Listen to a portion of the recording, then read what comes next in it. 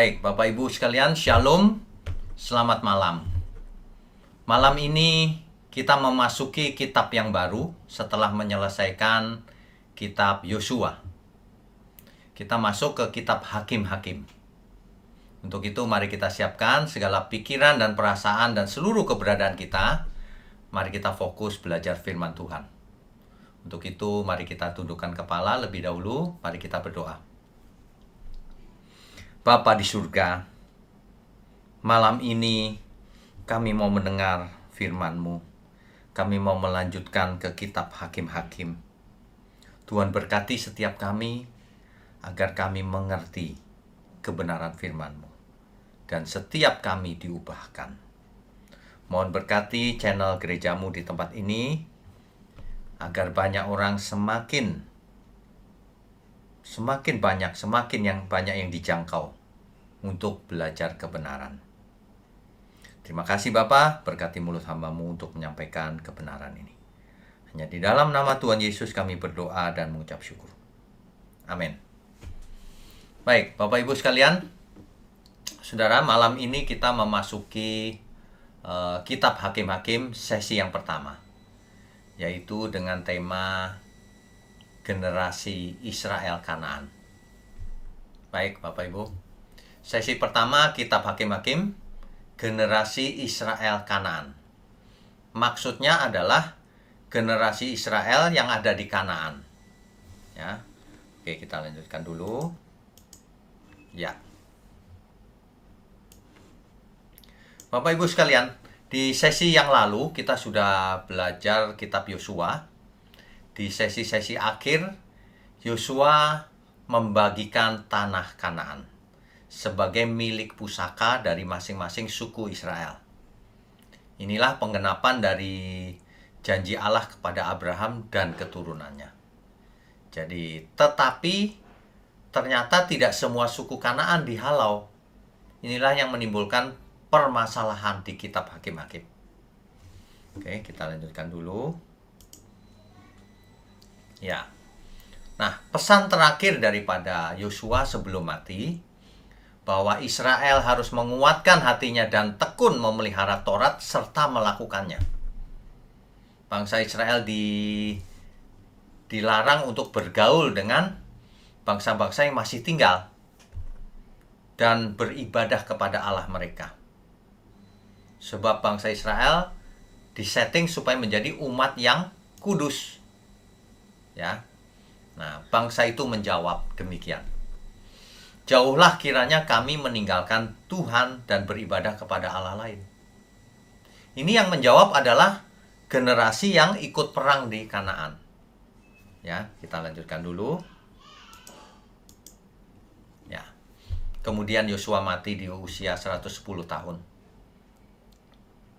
Lalu Israel taat beribadah kepada Tuhannya Israel, Elohimnya atau Allahnya Abraham, Ishak, dan Yakub. Selama zamannya Yosua, selama para tua-tua masih hidup, selama orang-orang yang mengenal perbuatan Tuhan pada Israel masih hidup. Tapi setelah mereka mati semua, generasi yang baru inilah yang akan kita bahas. Ini menyedihkan, saudara. Ya. Jadi di yang lalu kita sudah bahas ini. Dan semua orang Israel taat melakukan Taurat sampai Yosua dan para tua-tua serta semua orang yang mengenal perbuatan Tuhan lalu mati. Generasi yang baru bagaimana? Kita memasuki kitab Hakim-Hakim sekarang. Ya. Jadi setelah Yosua mati, ini ringkasannya, saudara. Orang Israel bertanya, siapa yang akan maju berperang lebih dahulu kepada Tuhan? Dijawab oleh Tuhan, suku Yehudalah yang akan maju berperang melawan Kanaan. Bapak Ibu bisa baca di Hakim-Hakim pasal 1 dari ayat 1 sampai 19 itu. Ya. Kemudian tetapi peperangan ini tidak tuntas seperti yang diperintahkan Tuhan. Nah, ini dicatat banyak sekali nih di Hakim-Hakim pasal 1 di berbagai ayat. Contohnya, Bani Yehuda tidak menghalau penduduk yang di lembah. Mestinya semua harus diusir. Ya. Bani Benyamin tidak menghalau orang Yebus dari Yerusalem. Akibatnya orang-orang Kanaan itu tetap ada di situ. Bani Yusuf membiarkan orang Betel itu dan seluruh kaumnya pergi. Suku Manase tidak menghalau penduduk Bet-Syan dan penduduk segala anak kotanya. Penduduk Tanak, Dor, Yibleam, Megiddo dengan segala anak kotanya. Jadi rupanya orang Kanaan masih tersebar banyak. Dan seterusnya, bisa dibaca sendiri. Ya. Jadi Israel sudah mengambil bagiannya masing-masing, tetapi orang Kanaan masih banyak tersebar, sisa-sisanya. Nah, begitu ya. Oke, kita lanjutkan dulu. Ya. Di Hakim-Hakim pasal 2 ayat 1 sampai 5, di situ dijelaskan bahwa malaikat Tuhan datang memberikan dukungan. Coba kita baca ya. Apa tepatnya? Hakim-Hakim pasal yang kedua, mulai ayat pertama. Saya bacakan ya, Bapak Ibu. Sebentar, saya stop share-nya. Ya. Jadi Hakim-Hakim pasal 2 dari ayat yang pertama. Lalu malaikat Tuhan, Bapak Ibu perhatikan ya, kalau malaikat Tuhan, Tuhannya huruf besar semua. Masih ingat ya itu siapa? Kristofani. Penampilan Kristus prainkarnasi, sebelum inkarnasi. Itulah malaikat Tuhan yang hurufnya Tuhannya besar semua itu. Dalam teks asli dipakai kata Malah Adonai. Malah YHWH. Malaikat Tuhan ini pergi dari Gilgal ke Bokim dan berfirman, telah kutuntun kamu keluar dari Mesir, dan kubawa ke negeri yang kujanjikan dengan bersumpah kepada nenek moyangmu, dan aku telah berfirman, aku tidak akan membatalkan perjanjianku dengan kamu untuk selama-lamanya. Kenapa malaikat Tuhan muncul lagi? Karena generasi yang ini adalah generasi yang baru. Diingatkan lagi, akulah Tuhan yang menuntun kamu keluar dari Mesir, dan seterusnya. Dan ada perjanjianku yang tidak akan kuingkari selama-lamanya. Nah, ayat 2. Tetapi janganlah kamu mengikat perjanjian dengan penduduk negeri ini. Jangan mengikat perjanjian dengan orang Kanaan. Mezbah mereka haruslah kamu robohkan. Jadi mezbah penyembahan berhala orang Kanaan harus dirobohkan, harus dihancurkan. Tetapi kamu tidak mendengarkan firman-Ku. Demikian kata malaikat Tuhan. Itu adalah Kristus sendiri sebenarnya. Tapi kamu nggak mau dengar firman-Ku. Mengapa kamu perbuat demikian? Ayat 3. Lagi aku telah berfirman, aku tidak akan menghalau orang-orang itu dari depanmu, tetapi mereka akan menjadi musuhmu, dan segala Allah mereka akan menjadi jerat bagimu. Kamu nggak nurut sih, dikasih tahu. Nanti Allah mereka akan jadi jerat bagimu. Dan mereka akan jadi musuhmu. Ya, ayat 4. Setelah malaikat Tuhan mengucapkan firman itu kepada seluruh Israel, menangislah bangsa itu dengan keras. Israel itu kalau ditegur, dia nangis juga loh. Mereka menangis dengan keras, menyesal. Maka tempat itu dinamai Bokim. Lalu mereka mempersembahkan korban di sana kepada Tuhan. Ingat ya. Jadi Israel jatuh, ditemuin malaikat Tuhan, diingatkan lagi. Nah, lalu mereka menangis lagi. Ya, oke, kita lanjutkan dulu slide kita. Ya. Ya. Nah, mulai dari ayat ke-6,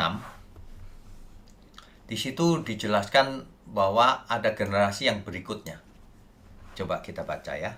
Setelah Yosua melepas bangsa itu pergi, maka pergilah orang Israel itu masing-masing ke milik pusakanya untuk memiliki negeri itu. Ya. Jadi ini adalah mengulang sedikit kisah yang ditulis di kitab Yosua bagian akhir. Dikisahkan lagi. Ayat 7. Dan bangsa itu beribadah kepada Tuhan sepanjang zaman Yosua dan sepanjang zaman para tua-tua yang hidup lebih lama daripada Yosua, dan yang telah melihat segenap perbuatan yang besar yang dilakukan Tuhan bagi orang Israel. Nah, dan Yosua bin Nun hamba Tuhan itu mati pada umur 110 tahun. Ia dikuburkan di daerah milik pusakanya di Timnat Heres, di pegunungan Efraim, di sebelah utara Gunung Gas. Ya, oke. Nah, ini ayat 10-nya perhatikan baik-baik. Setelah seluruh angkatan itu dikumpulkan kepada nenek moyangnya, bangkitlah sesudah mereka itu angkatan yang lain. Perhatikan ya Bapak Ibu. Setelah berlalu berapa lama, generasinya ganti. Angkatan yang lain. Yang tidak mengenal Tuhan.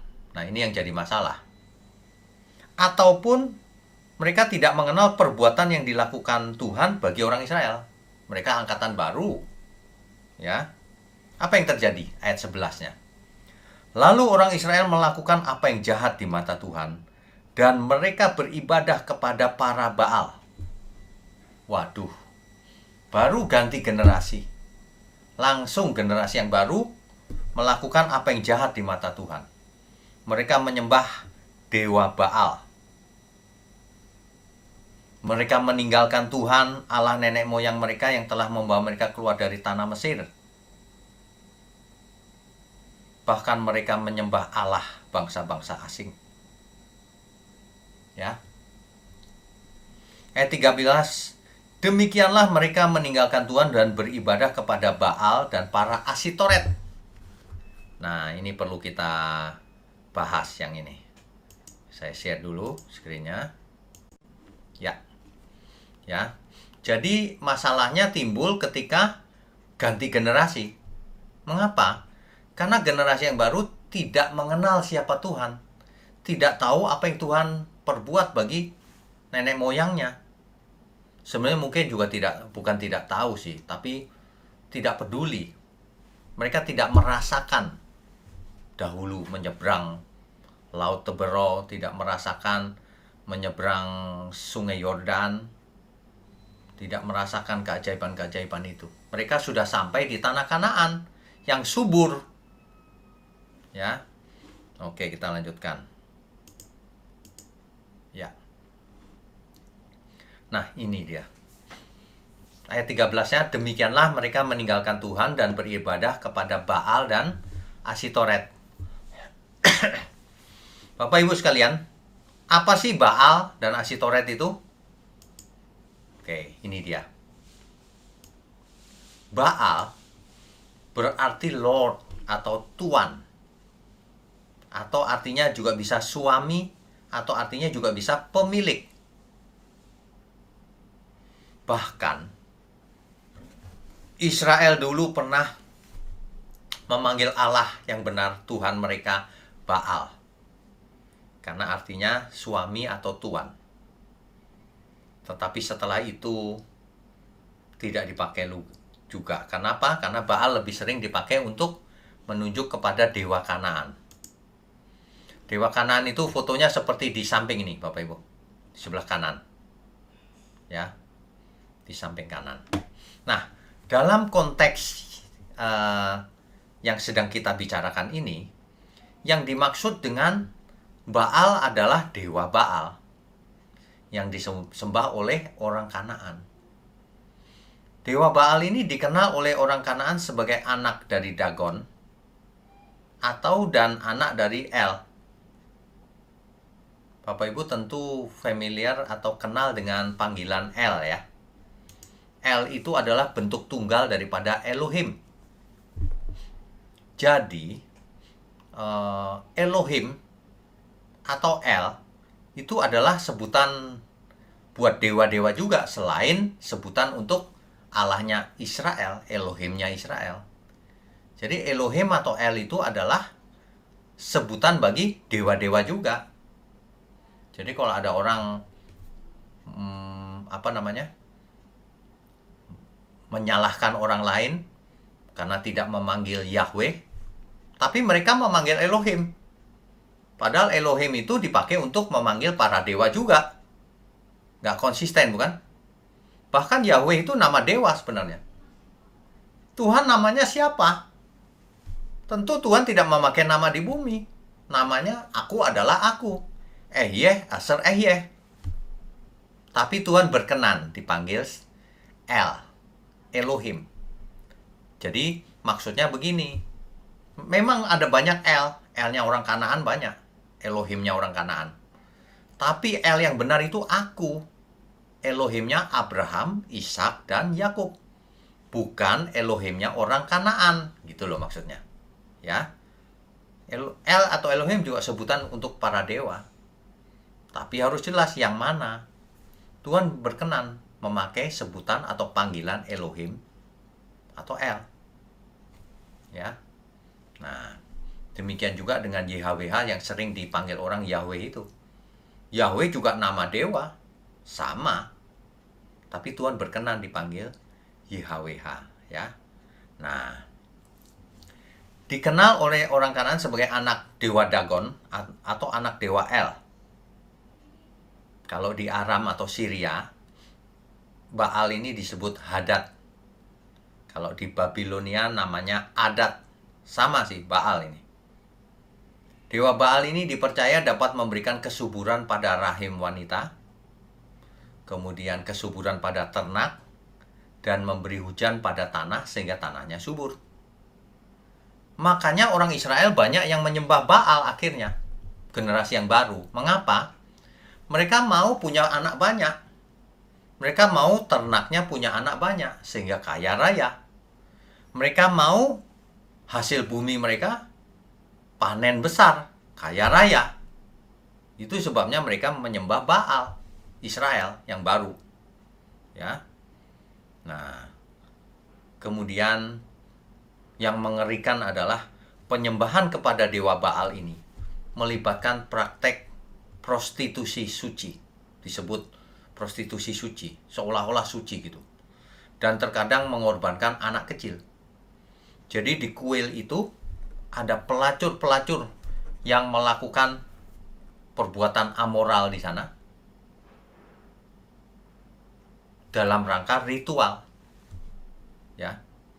Ini foto di samping ini ada dewa Baal, patungnya dewa Baal. Itu ada gambar wanita pelacur itu. Saya tutup ya. Begitu. Ini rusak ini mentalnya. Moralnya rusak. Itu sebabnya Israel dilarang bergaul dengan mereka. Nanti ketularan. Dan benar saja Israel menyembah Baal. Karena mau subur, mau punya anak banyak, mau kaya. Dan kalau menyembah Baal, bisa ikut prostitusi suci. Waduh. Ini di dalam kuil loh. Ada pelacur-pelacur di sana yang disediakan untuk upacara penyembahan Baal. Wah, ini moralnya rusak. Oke, berikutnya. Ya, kalau Asitoret atau yang namanya Asyera, ya, itu adalah dewa perempuan atau dewi. Itu istrinya El menurut mitos. Jadi rupanya dewa Kanaan El memiliki istri yang namanya Asitoret atau Asyera. Dan nanti punya anak dan sebagainya, itu cerita mitos semua itu. Tapi itu disembah loh. Dan ternyata El itu adalah kepala dari para dewa Kanaan. Pantheon. Kepalanya itu El. Ya. Nah, Dewi Asitoret atau Asyera ini dipercaya sebagai ibu dari 70 dewa-dewi. Sering diasosiasikan dengan dewi perang dan kesuburan yang cantik. Patung Afrodit itu dipercaya sebagai Asitoret atau Asyera. Di Babilonia disembah sebagai Ishtar. Kalau di Aram sebagai Atrat. Bagi orang Yunani disembah sebagai Astarte atau Afrodit. Dewi Afrodit ini patungnya yang di samping kiri nih. Ini fotonya. Ya. Bagi orang Roma itu Dewi Venus. Nah, penyembahan kepada Dewi Asyera ini juga melibatkan ritual birahi tadi itu. Waduh, mengerikan. Kalau Israel sampai melakukan yang jahat di mata Tuhan, ikut seperti Kanaan. Israel sudah menjadi orang Kanaan. Nggak beda menyembah Baal, menyembah Asitoret. Ya, kita lanjutkan dulu. Maka bangkitlah murka Tuhan terhadap orang Israel.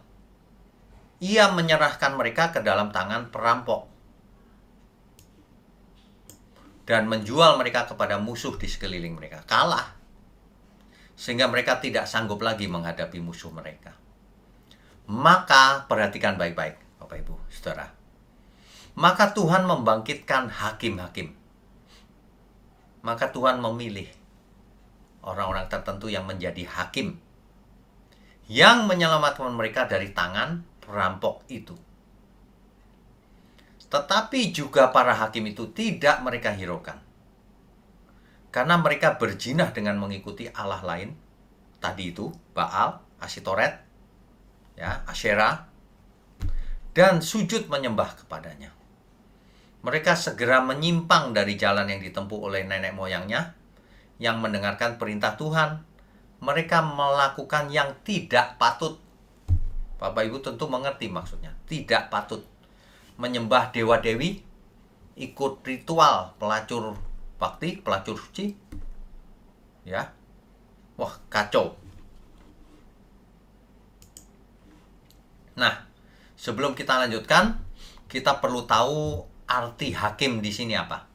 Banyak orang tidak mengerti soal hakim. Istilah hakim dalam konteks ini bukanlah seperti pengertian umum, bukan. Seorang hakim adalah orang yang menjabat sebagai hakim di pengadilan gitu, yang memutuskan siapa salah, siapa benar. Bukan itu maksudnya. Istilah hakim di sini maksudnya adalah seorang yang ditunjuk Tuhan dalam hal ini, yang berfungsi untuk menyelamatkan umat Israel dari kekuasaan orang Kanaan. Jadi hakim di sini bisa berarti pemimpin. Bisa berarti juru selamat tanda kutip. Maksudnya orang yang menyelamatkan Israel. Atau problem solver yang memecahkan masalah. Israel punya masalah apa? Ia yang tangani. Itu istilah hakim. Banyak orang salah, tidak mengerti. Ya, karena berpikir dengan pikiran zaman sekarang. Padahal yang dimaksud hakim bukan itu. Ya. Oke, kita lanjutkan dulu. Ya. Di Perjanjian Lama, ya, kita baca Hakim-Hakim 3 ayat 10. Coba.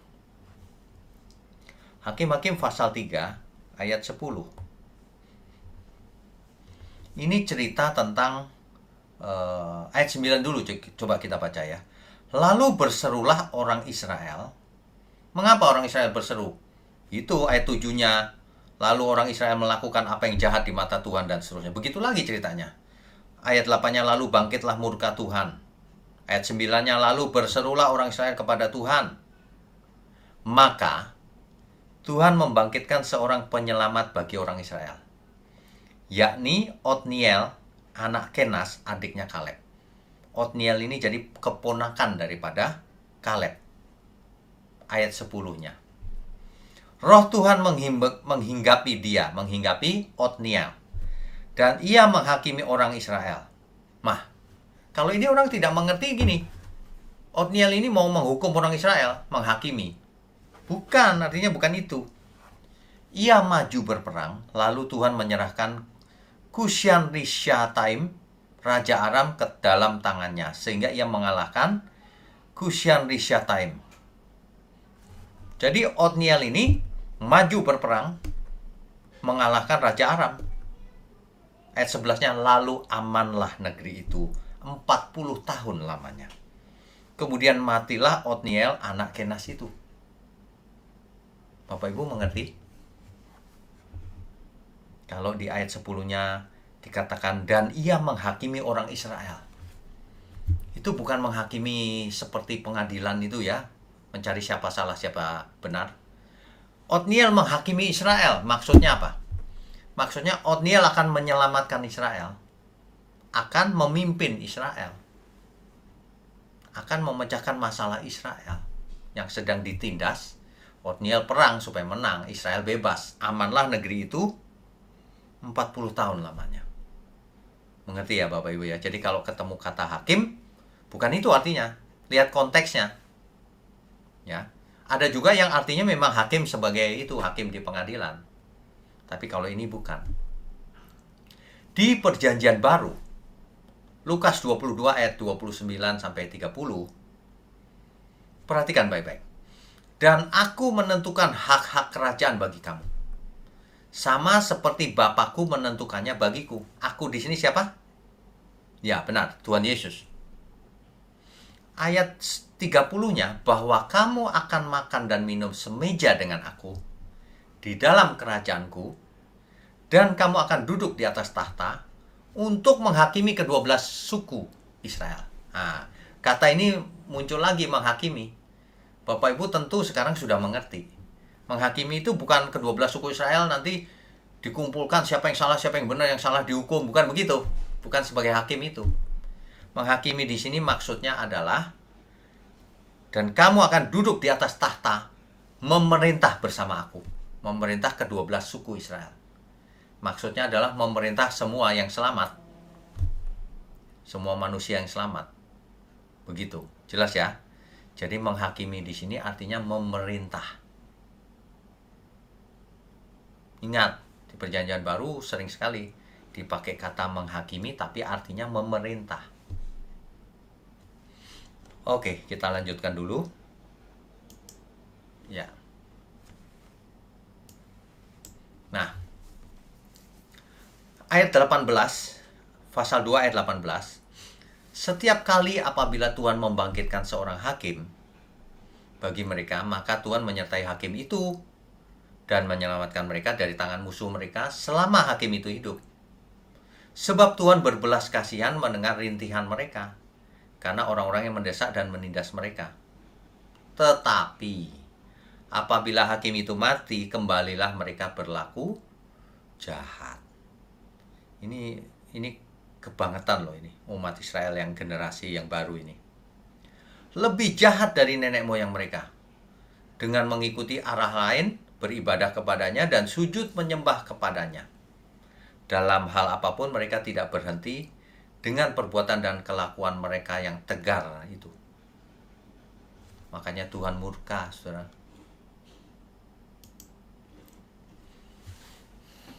Ayat 20. Apabila murka Tuhan bangkit terhadap orang Israel, berfirmanlah ia, karena bangsa ini melanggar perjanjian yang telah kuperintahkan kepada nenek moyang mereka dan tidak mendengarkan firman-Ku, maka aku pun tidak mau menghalau lagi dari depan mereka satupun dari bangsa-bangsa yang ditinggalkan Yosua pada waktu matinya. Maka mereka akan kalah. Supaya apa? Supaya dengan perantaraan bangsa-bangsa itu, aku mencobai orang Israel.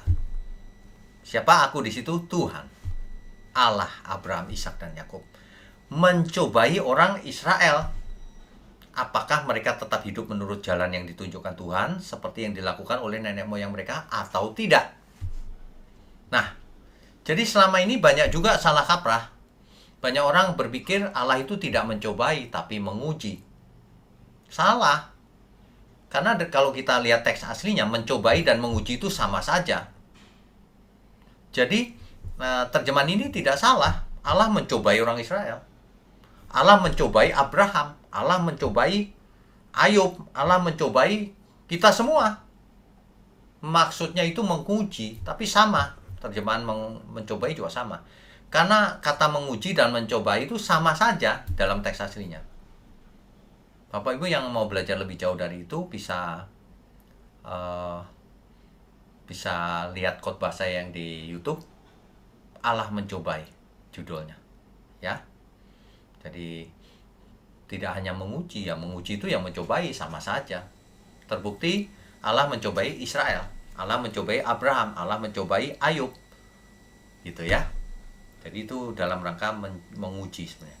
Ngetes apakah Israel taat atau tidak. Gitu. Semua kita diuji loh sebenarnya. Bapak Ibu jangan merasa itu perjanjian lama. Zaman sekarang kita pun dicobai Tuhan. Artinya diuji oleh Tuhan. Melalui berbagai kesulitan yang kita alami, melalui pengalaman-pengalaman hidup yang kita alami, kita dikhianati oleh teman kita dibuat bangkrut, kita dikhianati oleh orang yang kita kasihi, kita dicobai oleh Tuhan. Supaya kalau kita menang, kita timbul sebagai emas. Seperti dulu Ayub. Ya. Jadi kita harus belajar Alkitab dengan benar. Seringkali kata-kata yang ada di Alkitab itu diartikan menurut pikiran zaman sekarang. Salah. Ya. Oke, kita lanjutkan. Ya. Generasi Israel Kanaan. Ini adalah generasi yang ketiga, saudara. Yang pertama waktu keluar dari Mesir, semua binasa. Kecuali Yosua dan Kaleb. Yang kedua adalah yang memasuki yang berangkat dari Kades Barnea sampai memasuki Kanaan. Setelah memasuki Kanaan, mereka taat sampai semua mati. Yosua, pak tua-tua dan orang-orang yang mengenal, yang punya pengalaman tadi mati.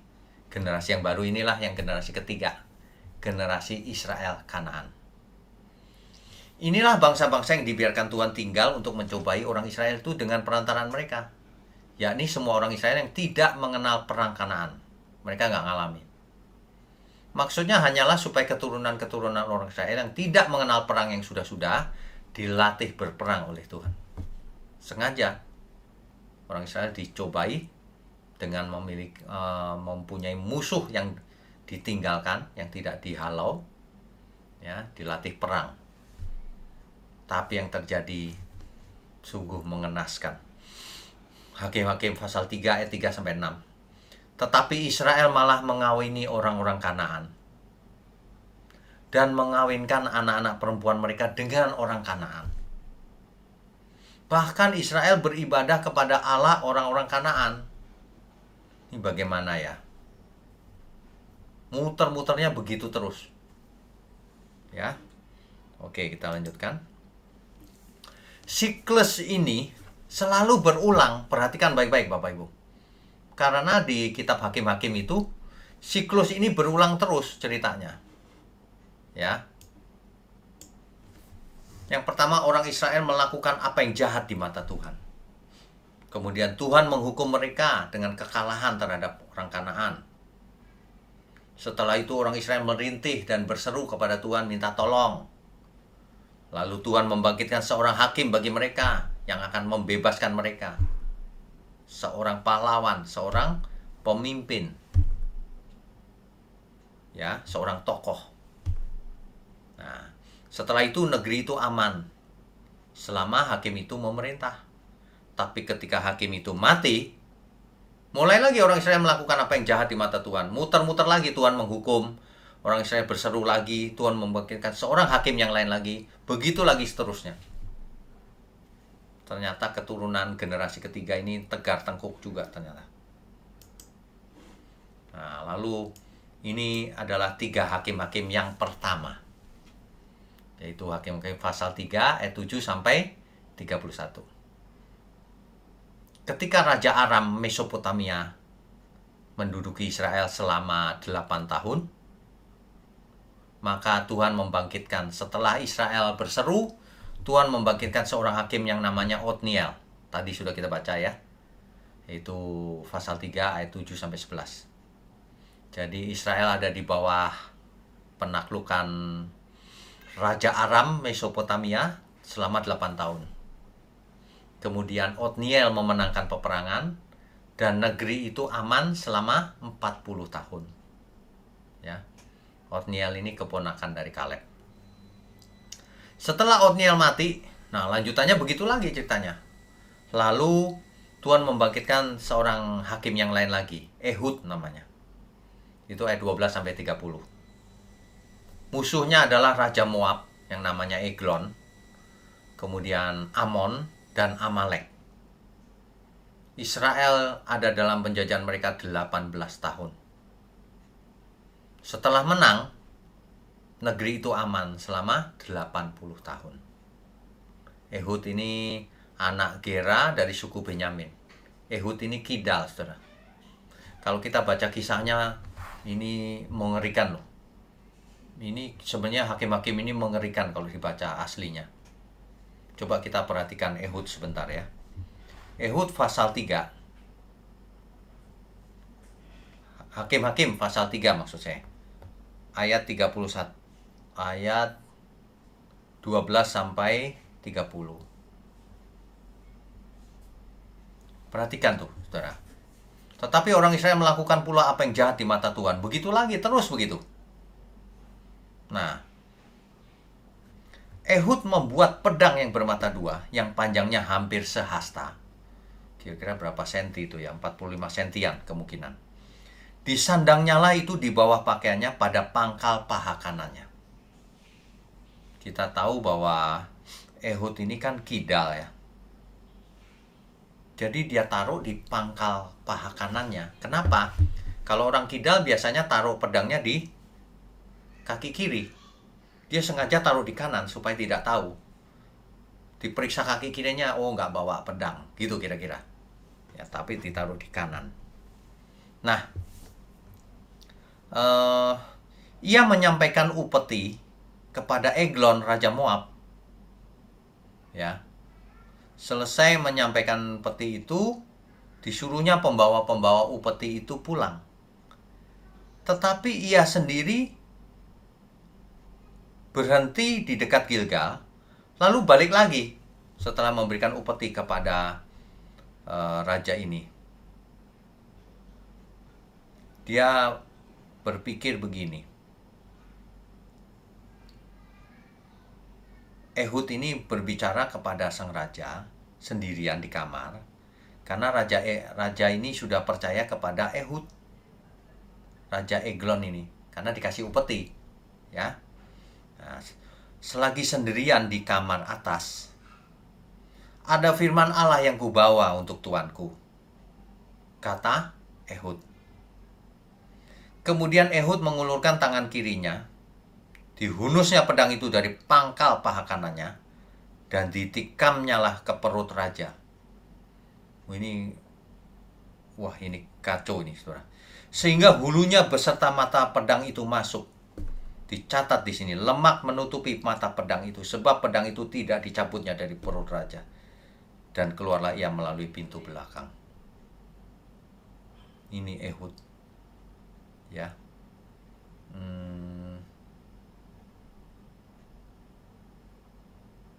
Yang ketiga, Samgar. Samgar ini tidak banyak dicatat, ya, karena cuma satu ayat, saudara. Sesudah dia bangkitlah Samgar bin Anat, yang menewaskan orang Filistin dengan tongkat penghalau lembu. 600 orang banyaknya. Hanya dengan tongkat penghalau lembu, 600 orang loh. Rupanya Samgar ini hebat juga ini. Inilah hakim-hakim, 3 hakim-hakim yang pertama. Ya, tapi ceritanya selalu berulang seperti itu. Begini siklusnya, saudara. Israel melakukan ini. Israel melakukan yang jahat di mata Tuhan. Lalu Tuhan menghukum. Setelah Tuhan menghukum, Israel berseru kepada Tuhan. Setelah itu, Tuhan menolong dengan membangkitkan seorang hakim. Setelah itu, negeri itu aman. Sampai hakim itu mati. Lalu Israel melakukan lagi. Siklus ini berjalan terus. Itulah yang dicatat oleh kitab hakim-hakim. Makin lama, kualitas dari hakim yang dipakai untuk memimpin Israel juga makin turun. Jatuhnya makin parah. Ya, nanti di sesi-sesi mendatang kita akan melihat bagaimana kualitas hakim-hakim ini memburuk. Otniel, Ehud, sesi depan kita bahas Deborah, Gideon, Yefta, terus makin lama makin kualitas makin turun. Akhirnya nanti kita bahas Simpson. Ya. Oke. Bapak Ibu sekalian, Rabu depan kita akan membahas hakim yang keempat, Deborah. hakim perempuan. Dan dia juga seorang nabiah dan juga menghakimi. Bukan sebagai hakim biasa, juga sebagai hakim menurut yang memutuskan siapa salah siapa benar juga. Itu Deborah juga. Ya, tapi itu Rabu depan. Oke. Nah, jadi Bapak Ibu sekalian, malam ini kita belajar dari kitab Hakim-Hakim dengan 3 hakim yang pertama. Ada siklus yang mengerikan ini. Israel yang angkatan yang baru tidak mengenal siapa Tuhan. Tidak pernah ikut perang yang dulu, tidak mengalami penyeberangan Laut Teberau dan Sungai Yordan, tidak mengalami mujizat roti mana, karena roti mana berhenti kan ketika Israel sampai di Kanaan. Nah, ini jadi masalah karena mereka mengulang-ulang kesalahannya. Buat salah, dihukum Tuhan, berteriak, berseru kepada Tuhan, minta tolong, ditolong Tuhan, dibangkitkan seorang hakim, lalu negeri itu aman, menang, lalu hakim itu mati, lalu begitu lagi Israel, demikian seterusnya. Inilah pendahuluan kitab Hakim-Hakim. Saya rasa ini jelas. Kita juga tadi sudah belajar bahwa istilah hakim bukan seperti istilah hakim zaman ini ya. Hakim di situ pemimpin yang memerintah, yang menyelamatkan. Itu hakim di zaman itu maksudnya. Ya. Kemudian ada istilah mencobai, Allah mencobai Israel. Supaya apa? Supaya Israel kembali taat. Mencobai di situ mengetes juga sama. Jadi menguji, mencobai sama saja teks aslinya. Oke, saya rasa itu untuk malam ini. Kita lanjutkan dengan tanya jawab. Silakan, co-host. Baik, terima kasih Pak Wigno atas memberikan firman yang sangat berkati kita semua. Selanjutnya kita akan lanjutkan dengan sesi tanya jawab. Bagi Bapak Ibu yang ingin bertanya, boleh nyalakan videonya dan aktifkan icon raise hand-nya. Yang pertama ada Ibu Rina, silakan Bu. Shalom Pak Wigno. Shalom. Maaf Pak, nggak bisa buka kameranya. Ya, nggak apa-apa, silakan. Pak, mau nanya, itu kalau Dewa Baal sama Dewa Asyoret itu termasuk pekerjaan iblis apa bukan ya Pak? Itu aja sih Pak. Makasih. Oh, itu. Oke, baik. Jadi, pekerjaan iblis itu macam-macam caranya. Mulai dari yang kasar sampai yang halus. Bahkan iblis tidak takut manusia beragama, asal jangan seperti Yesus. Nah, Asitoret, Baal dan dewa-dewa semua itu pasti pekerjaan iblis. Sehingga manusia percaya bahwa dewa-dewa itu bisa menyelamatkan, bisa memberkati. Pasti pekerjaan iblis. Begitu. Jelas ya, Bu Rina? Ya, jelas. Makasih ya Pak. Oke, berikutnya. Pak, selanjutnya ada Ibu Herti Sunloy, silakan. Oke, Ibu Herti, silakan. Malam, Bapak. Pak, mau tanya, apakah ada kriteria dari Tuhan untuk mengangkat hakim-hakim bagi bangsa Israel? Apa ada kriteria-kriteria khusus, Pak? Baik, tentu Tuhan tidak memilih seorang pemimpin yang tidak bisa memimpin. Sudah pasti. Nah, itu berlaku umum. Tentu Tuhan tidak memilih orang yang tidak bisa dipilihnya. Nah, tetapi memang kalau seseorang dipilih, manusia masih punya kehendak bebas, bisa berkhianat sih memang. Tapi Tuhan maksudnya baik memilih. Nah, dalam hal hakim-hakim ini, Tuhan memilih yang mampu. Gitu. Meskipun nanti kita akan melihat di kitab Hakim-Hakim bahwa hakim yang dipilih Tuhan ini bukan orang yang sempurna juga, banyak kelemahannya nanti. Nanti kita akan lihat. Ya Pak, baik. Berkaitan dengan pemimpin-pemimpin sekarang Pak, apakah pemimpin-pemimpin sekarang ini juga mereka itu dipilih oleh Tuhan? Bukan. Bukan. Bukan Tuhan yang pilih. Masa Tuhan pilih pemimpin yang jahat? Kan ada pemimpin yang jahat, ada yang baik, ya kan? Ya, betul. Masa yang jahat Tuhan yang pimpin? Itu sama saja ada orang yang bertanya sama saya, Firaun Tuhan yang pimpin, yang pilih bukan? Bukan. Firaun yang mengeraskan hati itu Tuhan yang pilih, bukan. Kalau Tuhan yang pilih, pemimpin itu harus takut akan Tuhan.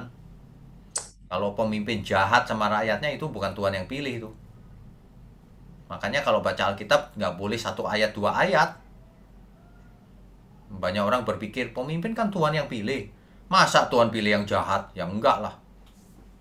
Contohnya Firaun. Masa Tuhan yang pilih Firaun? Bukan. Masa Tuhan yang pilih raja-raja Kanaan ini? Bukan. Begitu, Bu. Ya, baik. Ya, Pak, minta maaf, minta tanya satu lagi. Boleh. Tuhan telah berjanji kepada Abraham untuk memberikan tanah Kanaan bagi keturunannya, Ya. di mana tanah Kanaan itu berlimpah air susu dan madu. Ya. Dalam hal ini pemahaman kami bahwa tanah itu aman dan nyaman ketika berada di situ. Tetapi kenapa Tuhan mengizinkan juga bangsa Israel mengalami perlawanan dengan bangsa-bangsa Kanaan yang masih dibiarkan untuk hidup? Mengapa demikian, Pak? Oke. Karena Israel sudah diperintah untuk menghalau, mengusir semua penduduk Kanaan. Tapi Israel tidak taat. Tuhan sudah bicara, nanti kamu akan terjerat oleh mereka. Makanya terjadi seperti itu. Kanaan bukan Kanaan yang aman. Siapa bilang aman? Tidak. Negeri yang penuh susu dan madunya itu maksudnya negeri yang subur. Kanaan itu subur. Baik. Gitu, ya. Baik. Oke. Minta maaf, tanya satu kali lagi. Ya, boleh. Dengan tanah Kanaan yang selalu diidentik dengan tanah yang berlimpah air susu dan madu. Apakah masih relevan sampai sekarang ini hamba-hamba Tuhan yang sering berdoa tentang kita akan masuk kepada Kanaan yang berlimpah susu dan madu? Itu tidak relevan, Bu. Karena tujuan kita bukan Kanaan di bumi. Tujuan kita adalah Kanaan surgawi. Di sana kita tidak bicara madu dan susu lagi. Di sana kita bicara kebenaran. Di langit yang baru, bumi yang baru, di mana terdapat kebenaran. Begitu tulisan Alkitab. Bukan di mana terdapat yang banyak madu dan susunya. Bukan, itu produk perjanjian lama. Ya. Baik, terima kasih Bapak. Oke, baik. Berikutnya. Baik, selanjutnya ada Bapak Payaman. Pak Yaman, silakan.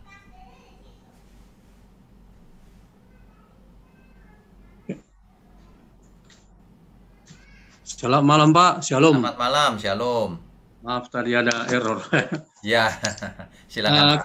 Saya tadi mendengar dari Bapak bahwa memang Allah juga mencobai bangsa Israel karena keras kepala, tegak tengkuk, dan seterusnya.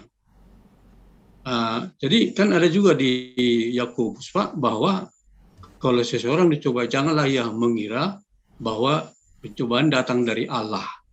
Ya. Jadi Allah tidak mencobai. Ya, mengerti Pak. Mengerti. Ya, makasih Pak. Bagaimana itu Pak? Makasih Pak. Ya, itu sudah pernah saya khotbahkan khusus Pak. Judulnya Allah mencobai kalau nggak salah ya. Itu sudah saya khotbahkan. Di kitab Yakobus itu, kalau kita membaca Alkitab harus lihat konteksnya Pak. Nah, di kitab Yakobus itu konteksnya adalah Allah tidak mencobai supaya manusia itu jatuh. Nah gitu. Jadi Allah bukan mencobai supaya jatuh. Allah memberikan pencobaan supaya menang. Supaya, dalam hal ini supaya Israel berperang. Belajar berperang. Nah itu tadi ada. Nah dalam konteks kita, Allah memberikan cobaan pada hidup kita supaya kita menjadi dewasa imannya. Supaya percaya kita makin kuat. Nah, sementara kalau iblis mencobai supaya jatuh. Nah itu bedanya. Jadi Allah mencobai ya, tapi supaya menang. Nah, Allah tidak mencobai, konteksnya adalah Allah tidak mencobai supaya jatuh. Begitu, itu konteksnya.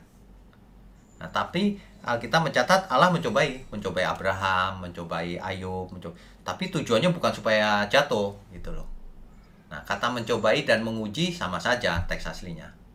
Saya sudah pernah khotbahkan itu, Pak. Jadi artinya begitu, Pak. Ya.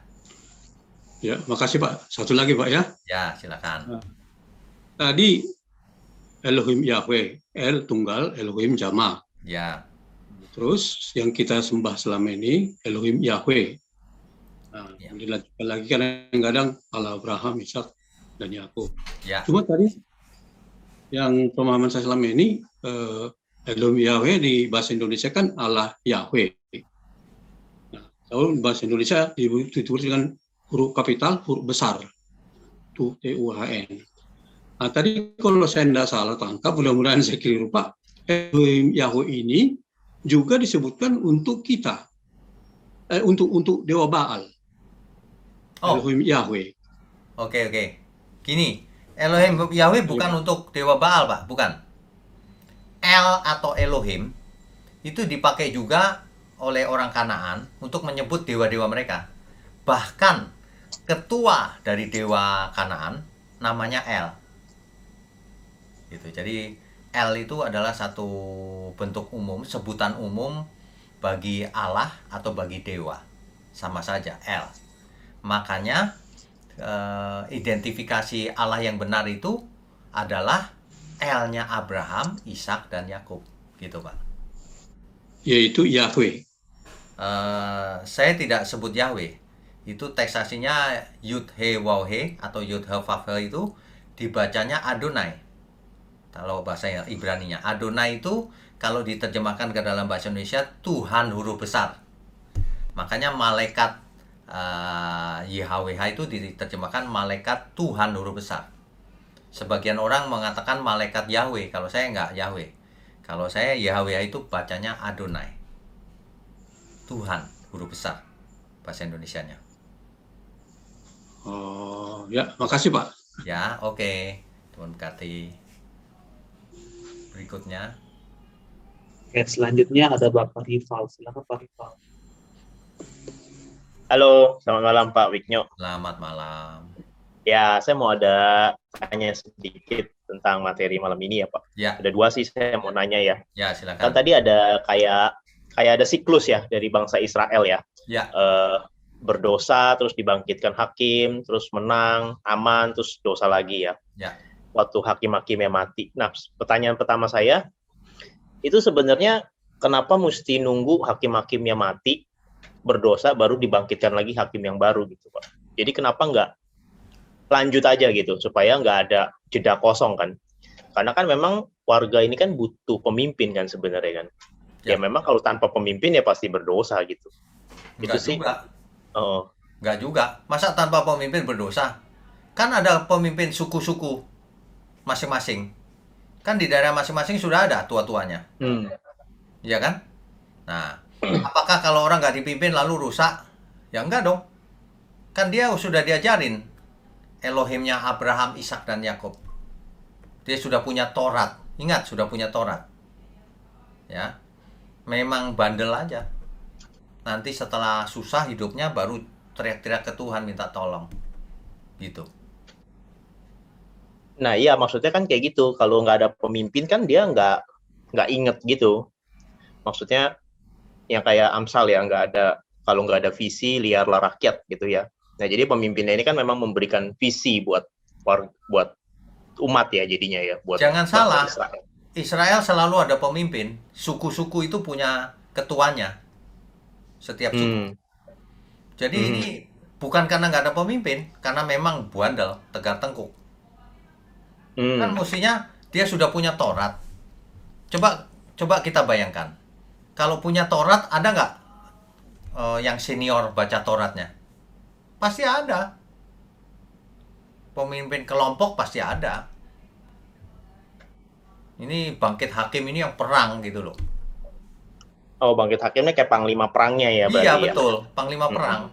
Karena mau Kayak perang jenderal. ada hakim. Hmm. Soal moral nggak perlu hakim.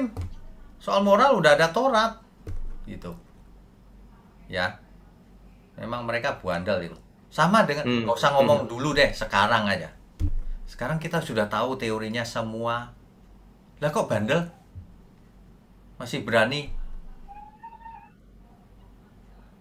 sombong, masih berani berkhianat terhadap Tuhan.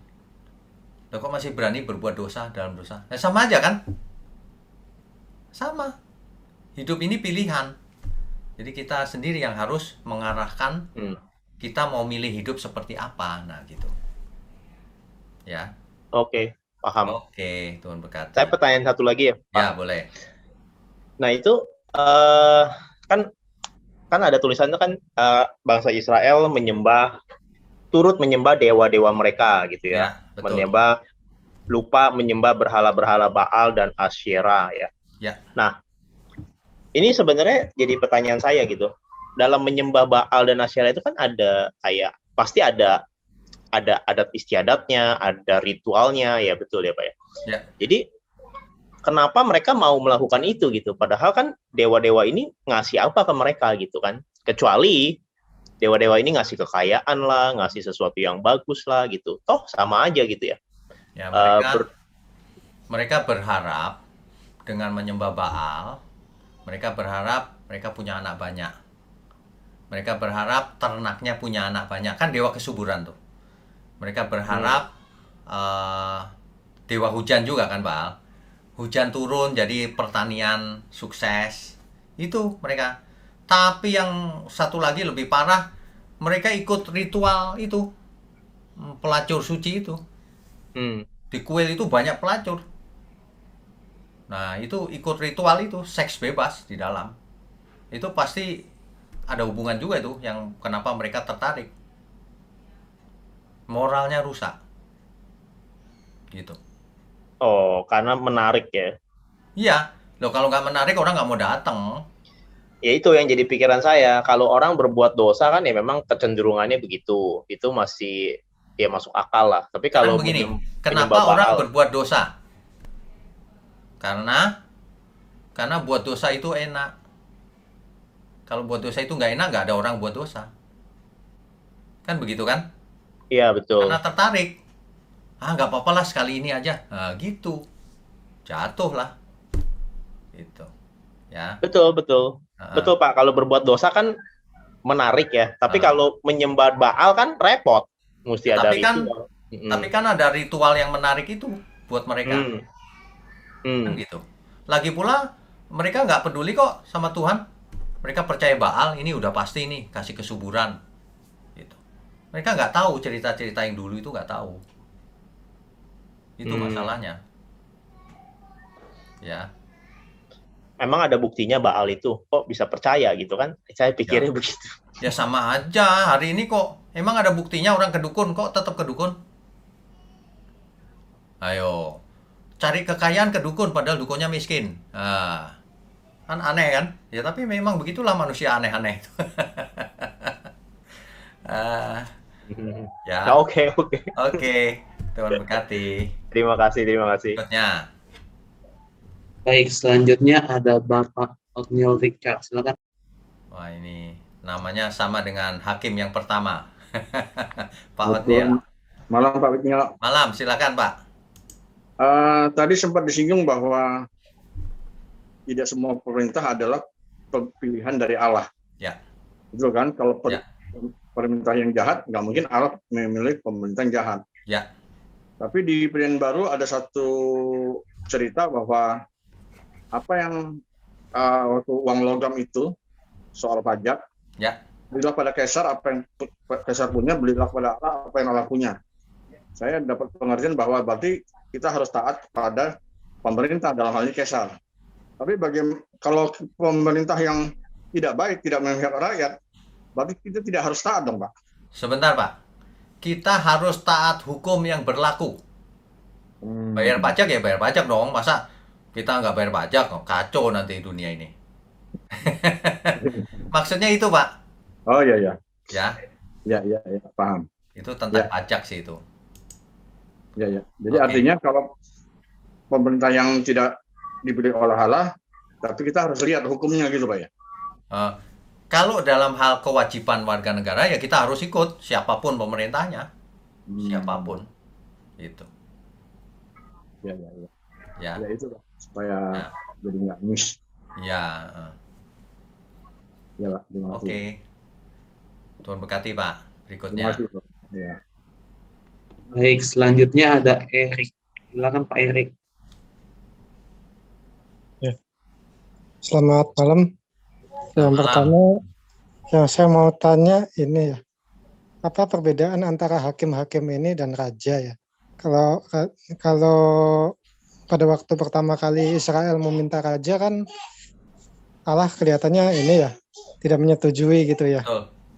Nah, terus kalau hakim-hakim ini perbedaannya apa ya dengan raja? Yang pertama itu dulu, Pak. Oke. Ini memang tidak ditulis secara detail, tetapi kita bisa berpikir begini, hakim-hakim ini kan dipilih oleh Tuhan, ya, dan jabatannya bukan raja. Kalau raja itu kan haknya absolut ya, apa saja terserah dia gitu, suka-suka sendiri. Kalau hakim nggak bisa, hakim-hakim selalu harus tanya Tuhan. Nah, makanya ketika nanti Israel minta raja, diperingatkan, nanti kamu dipungut pajak loh, nanti anakmu perempuan diambil istri loh, nanti gini gitu. Karena raja seolah-olah haknya tidak terbatas atas rakyatnya, suka-suka sendiri. Kalau hakim nggak bisa, dipilih Tuhan untuk perang, menang ya udah begitu aja, nggak boleh suka-suka sendiri. Tidak pernah ada catatan hakim-hakim seperti seorang raja itu, nggak pernah. Kalau raja itu berkuasa atas seluruh Israel. Kalau hakim-hakim kan nggak. Perhatikan nih. Hakim-hakim hanya menjadi pemimpin atau berperang untuk beberapa suku saja, daerah. Bukan untuk Israel raya. Kalau raja seluruh Israel, itu juga bedanya. Jelas ya? Ya, baik. Boleh satu lagi, Pak? Boleh. Tadi kan tentang bangsa-bangsa itu bangsa Israel berbuat jahat dengan dia menyembah berhala ya. Kalau berhala yang saya tahu terkenal kan kalau di Alkitab itu kan Molok ya, di mana dia persembahannya itu bayi dibakar gitu ya. Kalau sehingga Tuhan tuh benci banget gitu ya. Kalau dewa yang lain apakah ada keterangan nggak, Pak? Apakah sadis Molok atau bagaimana, Pak? Ini sadis sekali nih Baal. Baal ini juga kadang-kadang itu persembahannya bayi, sama. Plus itu ada pelacur di dalam situ. Wah, itu kacau moralnya. Molok itu hanya salah satu saja. Justru yang sangat terkenal itu Baal. Di kalangan orang Kanaan tuh yang paling terkenal itu Baal. Yang paling tinggi itu El, kepala dari dewa Pantheon Kanaan. Jadi yang sangat terkenal itu Baal memang. Kalau yang dewinya Asitoret atau Asyera. Karena Asyera itu istrinya El. Gitu. Jelas nggak? Ada keterangannya nggak? Dia yang dipersembahkan apa sama juga bayi juga, Pak? Yang dipersembahkan anak kecil. Anak kecil tuh bisa bayi, bisa anak-anak. Gitu. Baik. Sama aja, mau bayi mau anak kecil ya sama aja, mengerikan itu. Ya. Baik. Baru logis, Pak. Makasih, Pak. Oke, Tuhan berkati. Berikutnya. Ada Bapak Gius Setiawan Andreas. Pak Gius, silakan Pak. Selamat malam Pak Winjo. Selamat malam. Saya mau bertanya ya. Bangsa Israel kan bangsa nomaden ya Pak ya? Sejak zaman Abraham musafir gitu ya. Ya. Apakah setelah sampai di Kanaan gitu ya Pak, bangsa Israel itu sudah tidak menjadi orang nomaden lagi atau gimana Pak? Iya, setelah sampai Kanaan, mereka menempati masing-masing milik pusakanya, yaitu tanah-tanah sesuai pembagian Yosua itu. Sudah tidak nomaden lagi. Ketika nomaden, mereka membawa tabut perjanjian kan, keliling. Juga tabernakal kan. Tapi begitu sampai ke Kanaan, sudah nggak dipakai lagi tuh. Mereka membangun bait Allah yang permanen. Jadi sudah tidak nomaden lagi. Oke Pak, terima kasih Pak. Oke, Tuhan berkati. Habis ya Daniel? Ya Pak, habis. Oke, Bapak Ibu, malam ini sudah selesai ya. Baik, Ibu Meme mau tanya ya? Silakan Bu. Shalom Pak Wino, selamat malam. Selamat malam. Maaf ya, maaf Pak terlambat. Oh enggak apa-apa. Ya, terima kasih Pak firman Tuhan yang Bapak sampaikan malam ini, sungguh luar biasa Pak. Saya mau tanya ini, kan setelah bangsa Israel memasuki tanah Kanaan, kan nggak semua bangsa Kanaan itu dihalau ya? Iya. Terus mereka kan, maksud saya bangsa Kanaan kan di sana masih tetap menyembah patung berhala ya Pak ya? Iya, tetap. Oh, jadi kalau bangsa Israel terpengaruh oleh daripada bangsa Kanaan yang menyembah patung-patungnya, Pak. Iya, benar.